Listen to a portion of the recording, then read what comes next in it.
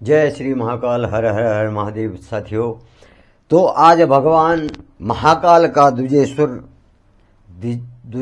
अवतार जो है उसकी कथा आपके सामने रख रहा हूँ। तो साथियों, मेरा आपसे हाथ जोड़कर निवेदन है कि जिस भी साथी को यह कथाएं जो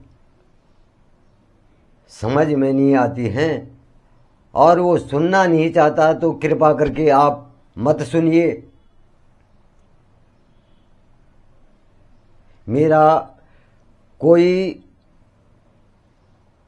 प्रयोजन नहीं है कि आप लोग सुनो ही सुनो।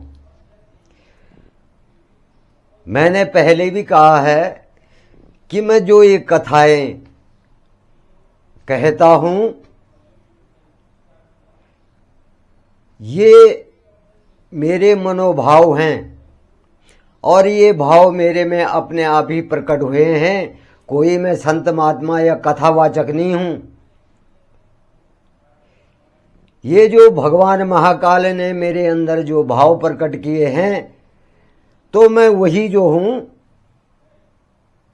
करता हूं। मुझे कोई पैसे की आवश्यकता नहीं है और मुझे कोई जरूरी नहीं है कि आप लोग मेरे को लाइक करो, सब्सक्राइब को देख लो। मेरे सब्सक्राइबर जो हैं, मुझे कोई पैसे की आवश्यकता नहीं है। मैं इस वजह से ये वीडियो जो है यूट्यूब के माध्यम से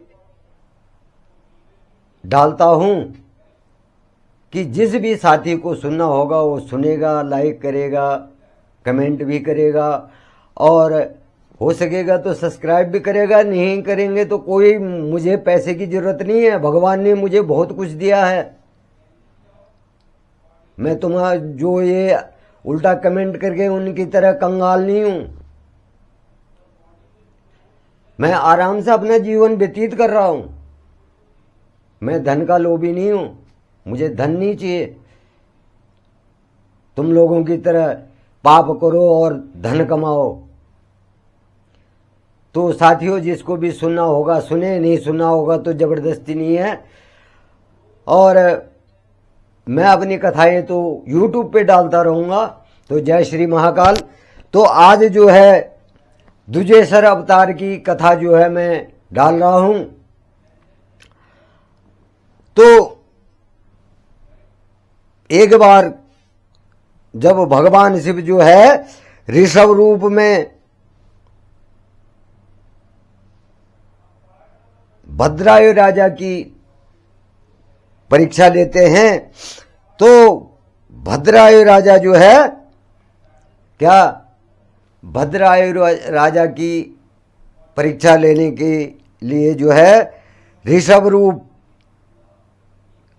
में जो है भद्रायु पर कृपा की थी। और उसके बाद भगवान शिव ने क्या करा था, द्विजेश्वर अवतार धारण करके और ऋषभ ने जो है भगवान द्विजेश्वर अवतार की कृपा से जो अपने शत्रुओं पे विजय पा करके जो है वो अपना राज करने लगे। और उन्होंने जो है राजा चंद्रागंग की पुत्री सीमंतनी, चंद्रागंग की पुत्री सीमंतनी से जो है विवाह किया। और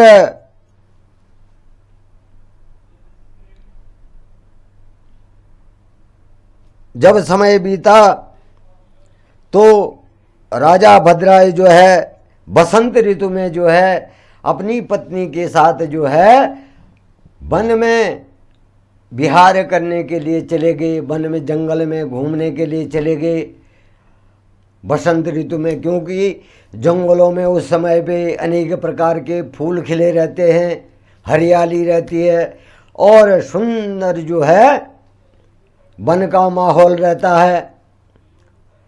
तो वहाँ पर जब वो जंगल में विहार करते हैं तो भगवान महाकाल और माता पार्वती जो है,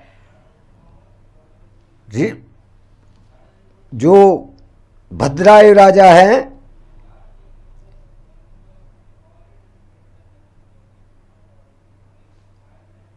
उनकी परीक्षा लेने के लिए, क्योंकि भद्रायु राजा जो होते हैं भगवान महाकाल के भक्त होते हैं, और उनकी परीक्षा लेने के लिए जो है भगवान शिव और माता पार्वती जो है एक ब्राह्मण और ब्राह्मणी का जो है भेष धारण कर लेते हैं और अपनी माया से एक माया रूपी सिंह शेर को वहाँ पर प्रकट करते हैं। अब जब वो विचरण करते रहते हैं तो वो शेर क्या होता है, भगवान महाकाल की माया से जो है वो शेर उनके ब्राह्मण और ब्राह्मणी के पीछे जो है जाता है, और ब्राह्मण और ब्राह्मणी जो है राजा भद्रायु के पास पहुंच जाते हैं, जहां पर दोनों राजा और रानी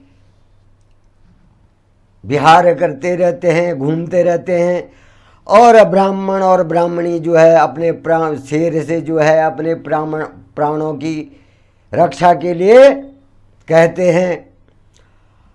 अब यह सुन करके जो है राजा भद्रायु जो है अपना धनुष और बाण जो है निकाल देते हैं और उस शेर पर जो है अपने बाणों का प्रहार करते हैं।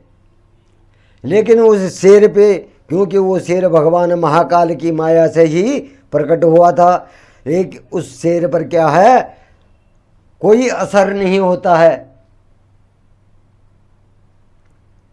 भद्रायु के बाणों का कोई असर नहीं होता है, और वो शेर जो है ब्राह्मणी पर जो है झपट जाता है और ब्राह्मणी को उठाकर ले जाता है।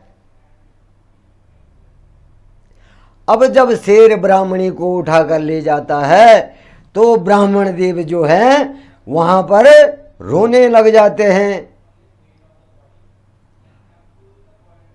और राजा भद्रायु से कहते हैं कि हे राजा भद्रायु, तुम्हारे कहाँ गए अजयी अस्त्र शस्त्र, कहाँ गई तुम्हारी ताकत, जो तुम मेरी पत्नी की रक्षा नहीं कर पाए। और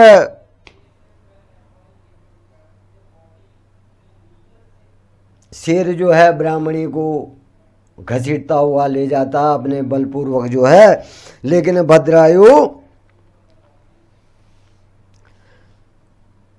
शेर को नहीं रोक पाता है। और ब्राह्मण कहता है कि तुम्हारे जो है इस बल पौरुष का क्या फल है, क्या मतलब है। तुम जो है दीन दुखियों की रक्षा नहीं कर, जंगली जानवरों से दीन दुखियों की रक्षा नहीं कर सकते। इस प्रकार से भगवान महाकाल जो है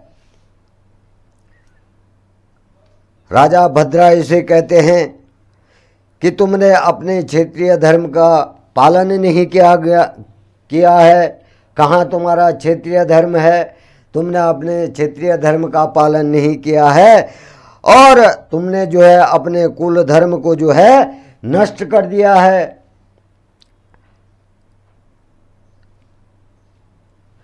जो राजा अपने शरणागतों और दुखियों की रक्षा नहीं कर सका, उसे इस संसार में जीने का कोई अधिकार नहीं है।